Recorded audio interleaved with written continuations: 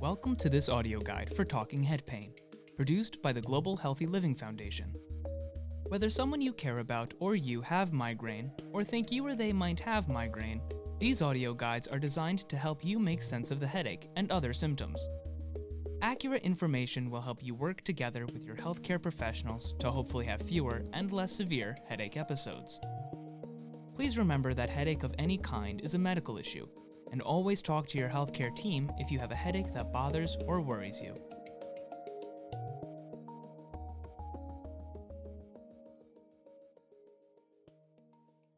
In this audio guide, we go over medication options.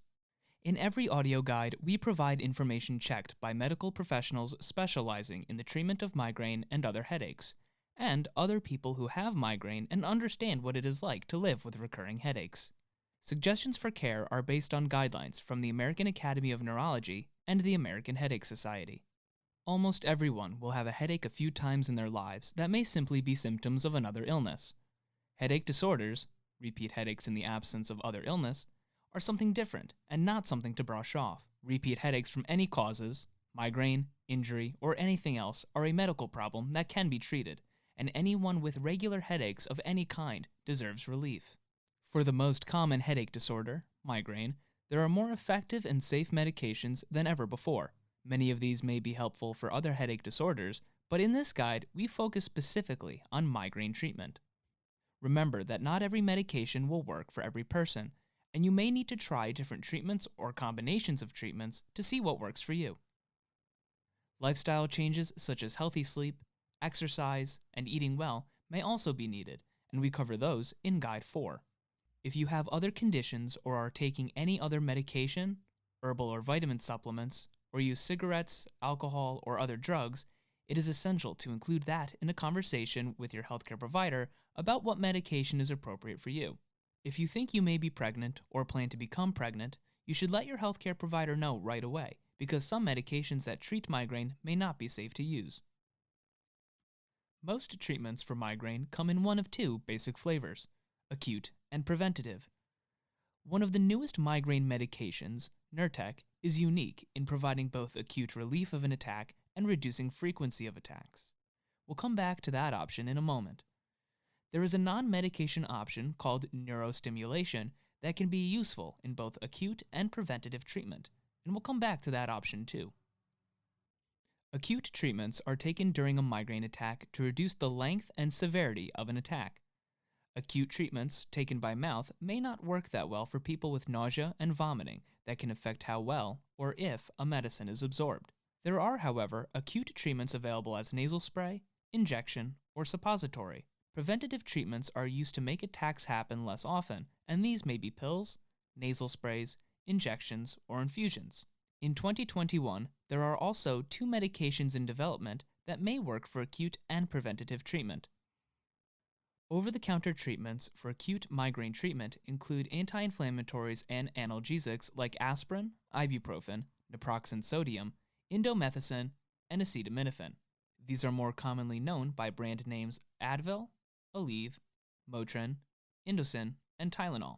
All may be helpful for milder attacks, but are usually not effective for moderate to severe migraine episodes. Combinations of these drugs are also available, and these may be somewhat more effective. Some combinations include caffeine, and although that may make them more effective, it also has a higher risk for what is called rebound headache or medication adaptation headache, a condition in which taking a certain headache medication more than 3 or 4 times per week increases the frequency of attacks. This is also called medication overuse headache. If you find you are taking medicine for your headache attacks more than 3 times a week, it is a good idea to consider preventative treatment. The most commonly prescribed acute migraine treatments are the triptans. These medications block serotonin, one of several chemical signals released by nerves during a migraine attack. Triptans also affect blood vessels and nerves in other ways that helps to reduce the pain and other symptoms of migraine attacks. Triptans are available as pills, nasal sprays, or injections and are more effective when used early in a migraine attack. Injected triptans may cause a reaction at the site where the needle enters. Other side effects may include dizziness, drowsiness, muscle weakness, or nausea. Because triptans affect blood vessels and blood flow, they are not recommended for use in people with heart conditions, diabetes, high blood pressure, high cholesterol, obesity, and other conditions, or for people who smoke. The newest acute migraine prescription treatments, for which there are no generics yet, are more targeted to migraine. Because these are still brand name treatments, they can be difficult to access and expensive. For reimbursement to be authorized, a person may have to show they have tried 2 or 3 other treatments without success, or cannot take anything else for safety reasons. The newest acute treatments, ubrogepant, branded as Ubrelvy, and lasmiditan, branded as Rayvow. Ubrelvy is in a new class of drugs that block activity of calcitonin gene-related peptide, or CGRP, which is also released during migraine attack. Ubrelvy is taken by mouth and may cause nausea and sleepiness. So far, Ubrelvy seems to be safe in people with heart conditions or risk factors for heart conditions. Ubrelvy may interact with other medications, so it is important to discuss all your medicines with your doctor before starting to use it. Medication adaptation headache has not occurred in people using Ubrelvy so far.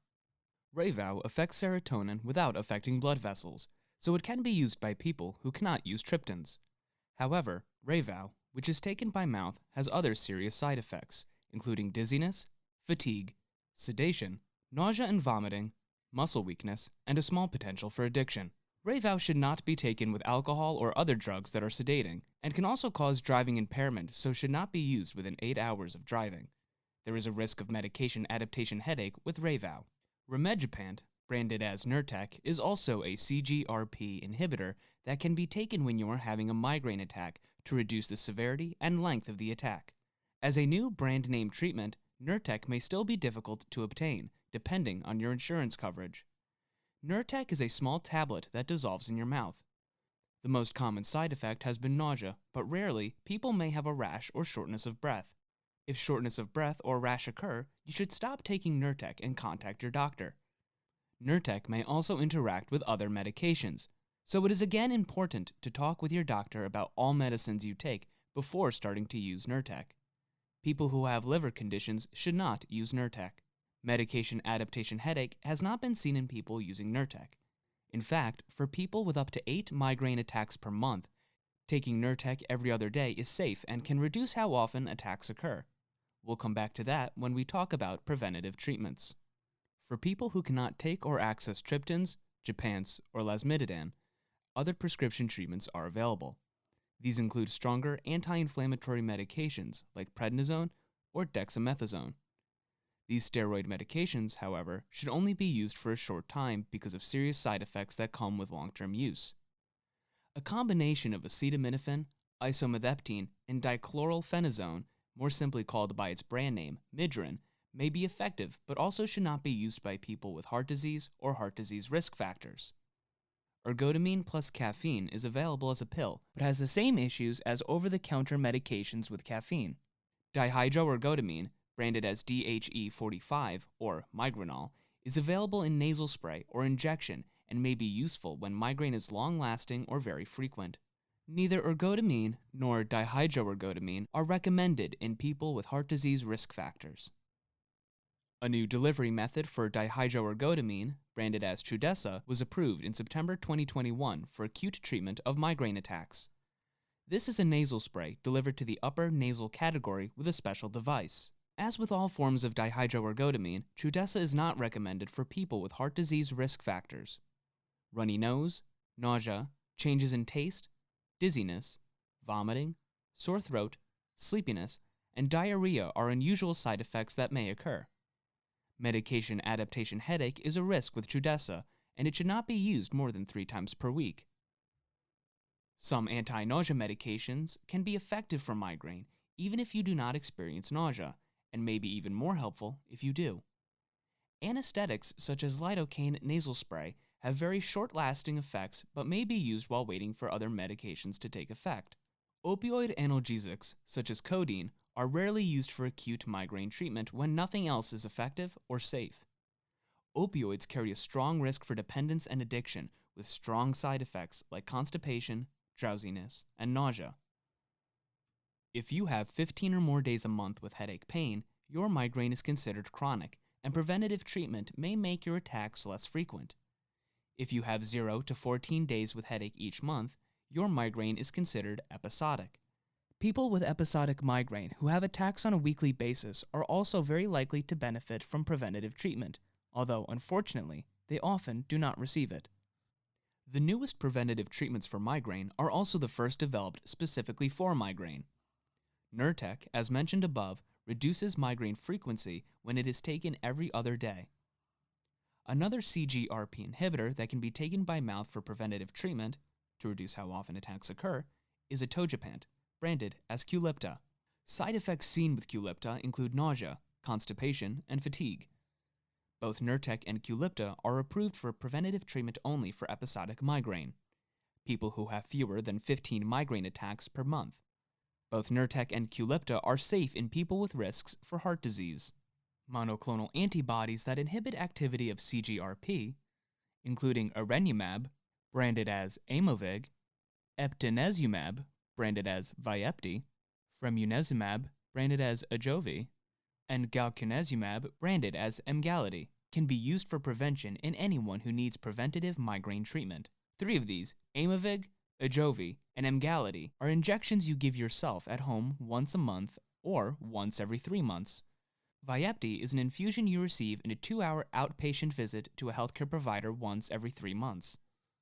All are considered safe for people with heart disease or heart disease risk factors. Side effects include soreness at the injection or infusion site, rash, and constipation. High blood pressure and severe constipation have been seen after treatment with Aimovig. All the new drugs developed to prevent migraine attacks by inhibiting CGRP, including the 2 taken by mouth, Nurtec and Qulipta, the 3 taken as self-injections, Aimovig, Ajovy, and Emgality, and the 1 given as an infusion, Vyepti, are brand-name non-generic drugs that can be difficult to access. Several other prescription treatments developed for other medical conditions have been found to also be useful in reducing the frequency of migraine attacks. Botulinum toxin A, or Botox, well known for its cosmetic effects, prevents migraine. 4 to 6 injections are given in 4 to 6 areas of the head and 16 to 13 injections every 3 months. It is essential to have a well-trained headache or pain specialist give the injections. Improperly injected botulinum toxin can spread away from where it is needed and cause complications. Often, 2 or 3 injection cycles over 6 to 9 months are needed for botulinum toxin to reach its full effect. Side effects include injection site reactions. Anesthetic nerve blocks are the injection of anesthesia, sometimes with anti-inflammatory drugs, around a nerve involved in the migraine process. Nerve blocks work well to provide pain relief to specific areas and reduce or eliminate migraine for people who have not had relief from other treatments. These should be given only by neurologists or anesthesiologists specializing in headache or pain treatment. Improper injection of anesthesia can result in permanent damage to a nerve. Many antidepressants and anti-seizure medications affect some of the substances involved in the migraine process, also prevent migraine. For people who have depression and migraine or epilepsy and migraine, these may be excellent choices. Drugs that treat heart disease or blood pressure problems, such as beta blockers, angiotensin-converting enzyme inhibitors, and angiotensin receptor blockers, have also been found to prevent migraine attacks. For those with heart disease or heart disease risk factors, the pros and cons of these drugs should be weighed carefully. For people who menstruate and have migraine attack frequency timed with their cycle, birth control pills or hormone replacement therapy is sometimes considered as a way of making migraine less frequent. This is advised against for people who have migraine with aura or who are in the period of and around menopause, when stroke risk is higher because these treatments increase stroke risk. All these drugs have their own side effects, and a drug that works well for one person may be entirely unhelpful for another. Shared decision-making with your healthcare team will allow you to make well-informed choices and be prepared to change those decisions if necessary. Always ask, why do you think this treatment will make me feel better? How does this treatment work to improve my symptoms?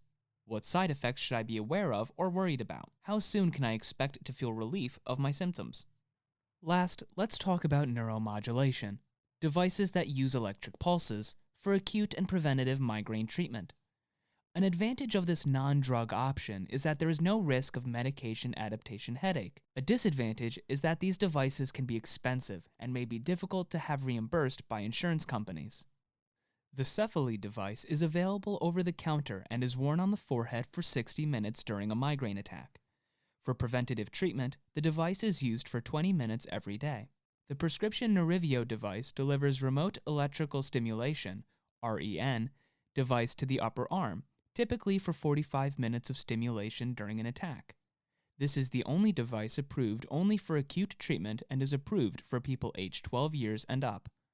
The prescription GammaCore Sapphire device is held at a specific point on the neck for 2 pulses, 2 minutes long as soon as an attack begins, and can be repeated twice over 2.5 hours if needed. For prevention, it is used 3 times a day, every day. The STMS mini device is held to the back of the neck to deliver 3 pulses of magnetic stimulation, which can be repeated every 15 minutes for up to 1 hour. For prevention, 2 pulses are used in the morning and night every day. The company that produces STMS Mini, eNeura, filed for bankruptcy in December 2020. However, so it is unclear how long the device will be available. Side effects are rare and include tingling, warmth, redness, itching, muscle spasms, and mild discomfort where treatment is performed. With the STMS Mini device, brief lightheadedness, dizziness, ringing in ears, and nausea also occurred. If you have implanted medical devices, such as pacemakers, cochlear implants, or any other device that has an electric battery or signal, you should not use these for migraine treatment. People with any metal in their skull, other than dental fillings, should consider only the Nerivio remote electrical stimulation device.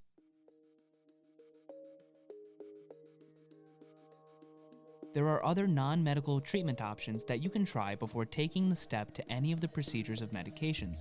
You can find out more at our non-medical migraine therapies audio guide. If migraine is affecting your career, find out how to navigate that in our Managing Migraine in the Workplace audio guide.